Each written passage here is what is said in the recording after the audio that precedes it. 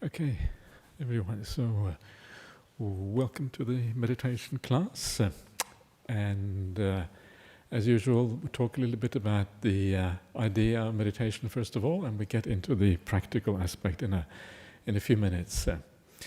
So last night I was talking about the idea of letting go and how that happens, and how the entire path of meditation can be considered a path of letting go. Not just the meditation, but actually all of the Buddhist path, the entire Noble Eightfold Path is really, in the end, is just a process of letting go, allowing things to, no longer attaching to things, essentially. So how do we do this in meditation? How does the letting go actually happen? And what you find is very often people kind of try to let go in the meditation. And the way they try is very often not very productive. It's like saying to themselves, let go, let go. Yeah, you can feel that you're holding on to the breath. The breath is not comfortable. You can feel that you're thinking too much. You can feel that you're not really peaceful. And so you try to let go. It's like you're trying to use your willpower to let go of things. And that is not really the way to do it. That's not how letting go happens. It's not up to you. The conditions have to be right. And when the conditions come together, letting go happens by itself. It's an automatic process. You understand that this is not worth holding on to. And when you understand that, then it happens. So there's a few things you can do to kind of set yourself up for letting go. It's not about saying, I let go, that's the wrong way. It's more like setting up the mind at the beginning of the meditation, starting out by reminding yourself what is really worthwhile. What are we here for? What is worth holding on to? What am I trying to do with this life of mine, the spiritual practice? What is it about? And then reminding yourself what is really valuable. Almost all of those things that we hold on to in the world are not really valuable because they are uncertain, unreliable. The spiritual path is valuable because here is where we're doing something which develops yourself towards something positive, towards more happiness, away from suffering. That is where we can do something. And so you remind yourself of what is really valuable. And that, at the beginning of meditation, is enough to kind of guide your mind towards letting go of the things that are not useful, like the world, like all the stuff happening everywhere, towards something more powerful and interesting. Another important way for letting go to happen is the kind of insights that you have during your meditation practice. Sometimes, if you have enough mindfulness and you have enough awareness, you will see when you're holding on. You will see, oh, I'm holding on to this. It's kind of very obvious. You can see that your mind revolves around something, or you can feel the breath is not right. Why am I holding on to the breath? Sometimes it's very obvious. And the moment you see it, if your mind has to be ready, but then you will let go automatically. I was telling people the story yesterday, for those of you who are not here, about this is a story Ajahn Brahmali often tells of this, I don't know, it seems to be a story that was making the rounds in Thailand or something. This was a story of this little novice monk who was listening to a talk by Ajahn Chah being Ajahn Brahm's teacher. And Ajahn Chah was just talking and talking and talking, 1 hour, 2 hours, 3 hours, and after a while, this novice monk was just really fed up with Ajahn Chah. When is he going to stop? When is he going to stop?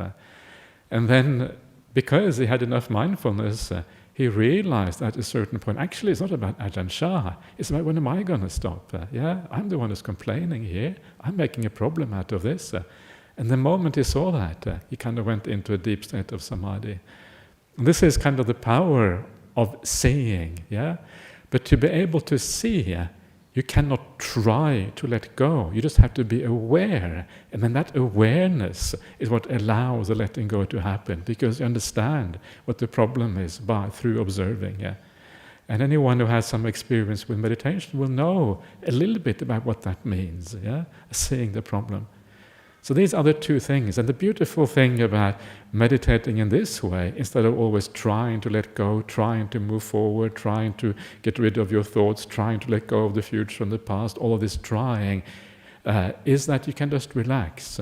You can sit back. You allow things to be. You don't do anything. You enjoy the ride. You enjoy it. You're the passenger on the train. And then you observe. And then, when the causing conditions are right, letting go happens by itself. It takes a lot of patience. It takes the ability not to always be involved with everything. We always involve ourselves with everything in the world. And now we have to do the opposite. No more involvement. Just allowing things to unfold. It's a different attitude to life from what we normally have. And that is why it is hard, in quotations mark. It's not really hard at all. It's the opposite of hard. It's the easiest thing that you've ever done. But it's unusual. It's not your usual habit. And so you have to learn that. So let's try. Let's see what happens. Let's do some meditation together and see where it gets us.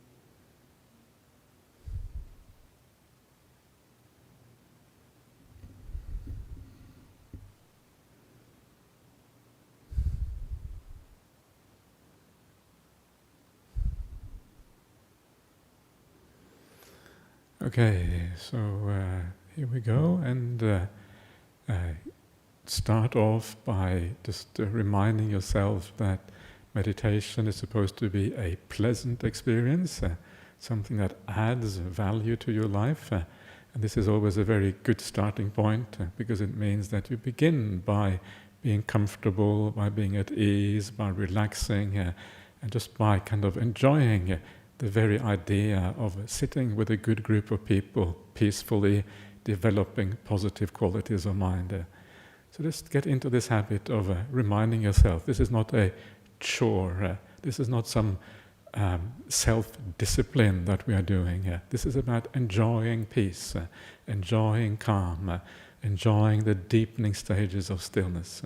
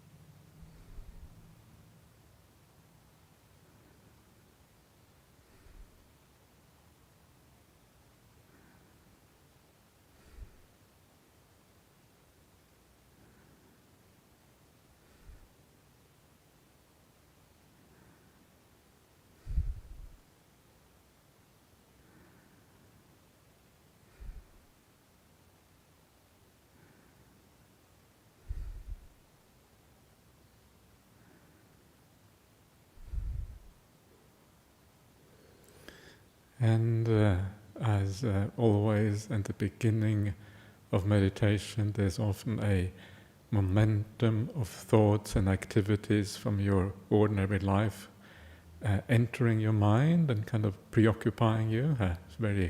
I think this happens for pretty much everybody. And so always start off by allowing that momentum of the past from gradually petering out until it's very weak. And with that weakness, there also arises more mindfulness. So and the way to do this is simply just to be aware and to be patient, waiting for things to calm down. And this is always the starting point, because a degree of mindfulness is required for any kind of meditation.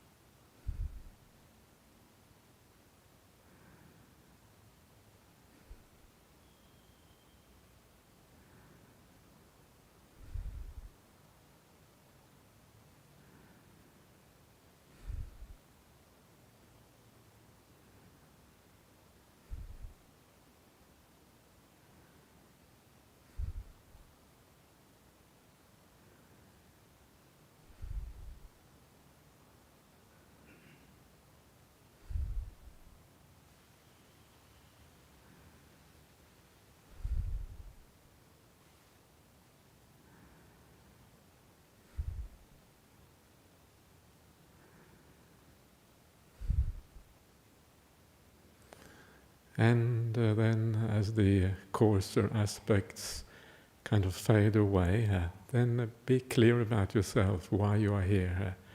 Be clear of what the purpose of this really is. Be clear about what is worthwhile. Be clear about your values. And as you have that clarity, your mind will incline more readily towards peace, towards calm, towards insight, and towards all these positive qualities that come with meditation practice. It's that clarity in the beginning, setting up your mind, if you like. It can be quite useful to start out with.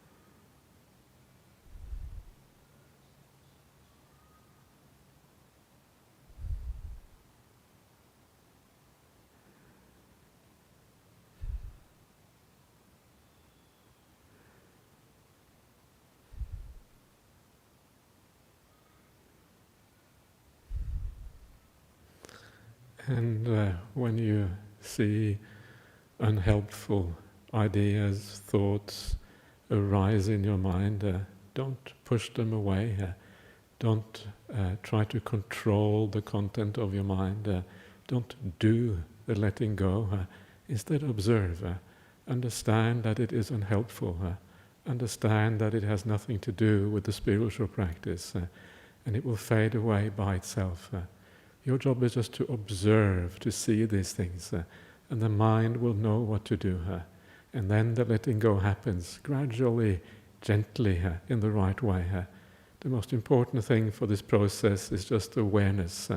Awareness in that initial programming of the mind at the start of the meditation.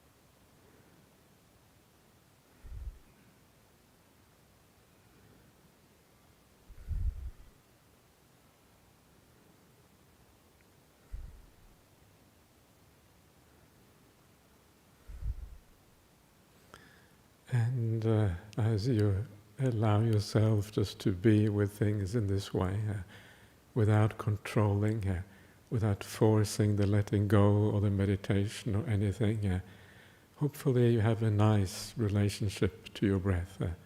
The breath is not something unpleasant, but rather something which is delightful to observe. And when you see the delight in the breath, the calming aspect, the beautiful rhythm, the soft and gentle feeling, that is where the meditation starts to work. This relationship we have with the breath is all important. A non-grasping, non-attaching, non-controlling, a letting go kind of relationship. So enjoy the breath in the right way. And if it goes wrong, then take a step back and allow things to be. Let go again before you allow the breath to re-arise in your mind.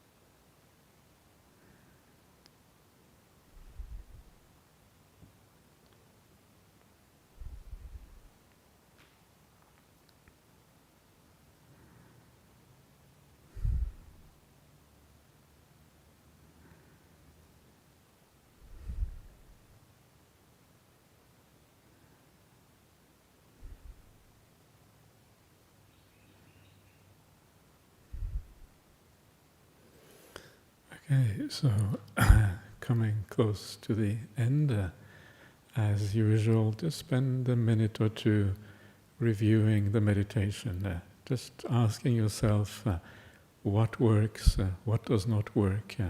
If you feel more peaceful, why is that the case? Always good to spend a bit of time to understand the process at the end.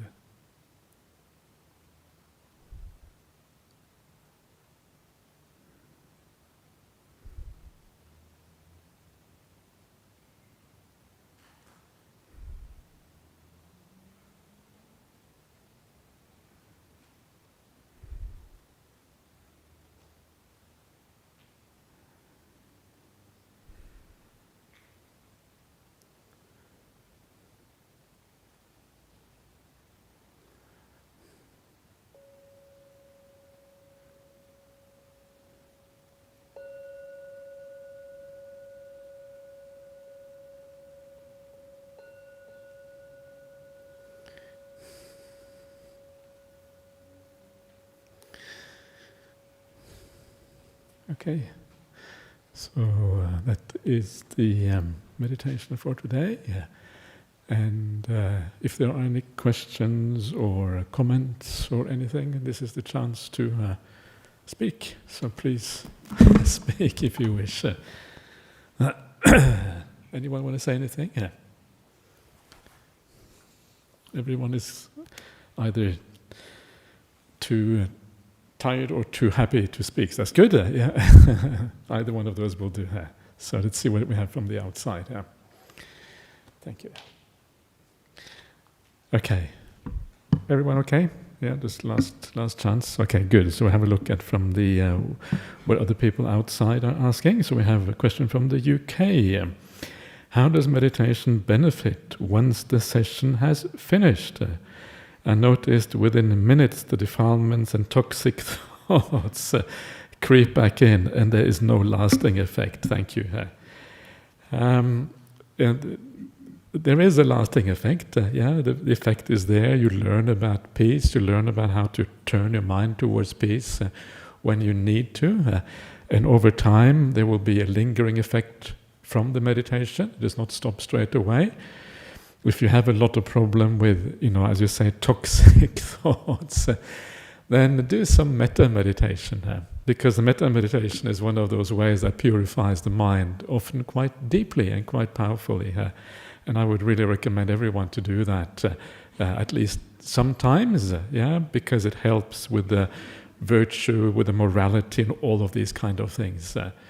So I may talk more about metta meditation maybe next time I come here, but it's a very simple meditation like all the meditations that we do. And often it's just a matter of repeating a mantra like, may all beings be happy. And do that with an intention, really meaning it, putting your heart into it. And as you do that, after a while, you really wish all people happiness. There's something very powerful and beautiful about that when that works. Or it can be towards yourself, if you feel like you want to be, you need some kind of some care and some compassion, you can say that towards yourself as well. That's also kind of anti-toxicity right there. But if you do meditation gradually over time, it will help, And so you just have to kind of keep doing it. Sometimes go on a meditation retreat. You can keep on meditating for a long period of time, and so you have that continuity, and you don't allow the negativity to creep back in quite so easily. So you have to be persistent. Also, what you have to do is you have to practice the entire Noble Eightfold Path. You have to have integrity in your practice, all the aspects of the Noble Eightfold Path. The right action, the right speech, all of these kind of things. And all of these things together also gradually develops the mind. One of the things the Buddha promises is that if you keep on developing the mind, it will work. Sometimes we think it doesn't work, but actually it does work if you keep on doing it. The only thing which doesn't work is giving up. Then guaranteed it won't work. But if you don't give up, you're going to get some kind of result, especially if you keep on investigating where your blockages are. Okay. Question number 2. What conditions have to come together for jhana to happen? So the conditions are a lot of peace and a lot of happiness. And so you can measure your meditation by the degree of peace you have and by the degree of joy and happiness you have. The more peace you have, the more joy and happiness you have, the closer you are to jhana. Yeah, so you know, this is kind of how you know these things. If your meditation is very dry, there's no joy, then you're never going to be able to get into a deep meditation state, a jhana or samadhi. Some people feel peace but no joy, that's not going to work. There has to be peace and joy coming together. And then you develop these two qualities, deeper and deeper and deeper, until you kind of enter a different kind of reality, different world. You let go of this world entirely, and that is a state of jhana. So keep on just enjoying the meditation, and as you do that, these things will gradually happen here.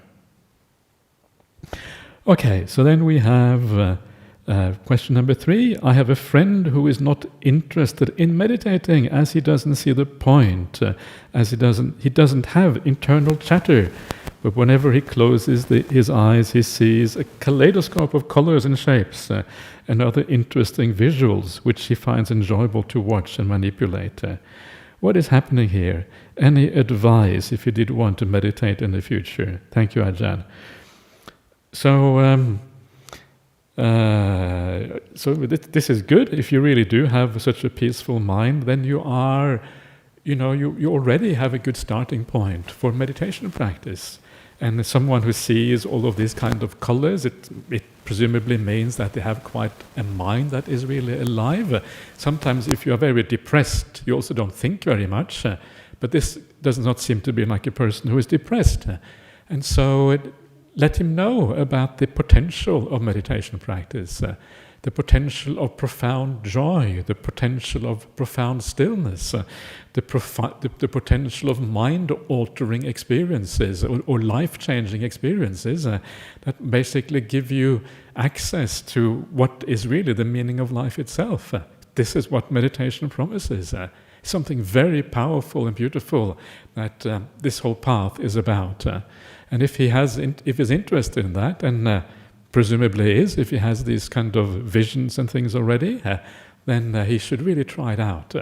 I think someone like this probably has a good potential for meditation, and if it can be life-changing, then surely, even if someone else says it, and the Buddha certainly says it, then that should open the eye to the possibility that it may be true. Why would anyone else lie about it if they had these experiences? So, okay, let's check it out. Try something like that and see what happens. And if he's not interested, okay, you're just going to have to let go. So letting go is part of your practice as well. So there you are. Okay, question number 4. Is the lotus position known to cause low blood circulation in the legs? I have chronic low blood circulation. I'm wondering if any fellow monks also have this, and if lotus position hurts them. Usually very few monks use lotus position. This here is not a lotus position, this is just crossing my legs. Lotus position is when you kind of put one leg up on, one foot on this thigh, another foot on that thigh, and it's a kind of very restricted posture. And there is no real evidence that the Buddha uses lotus position. It seems to be a much later development. And so no need. Posture is not all that important.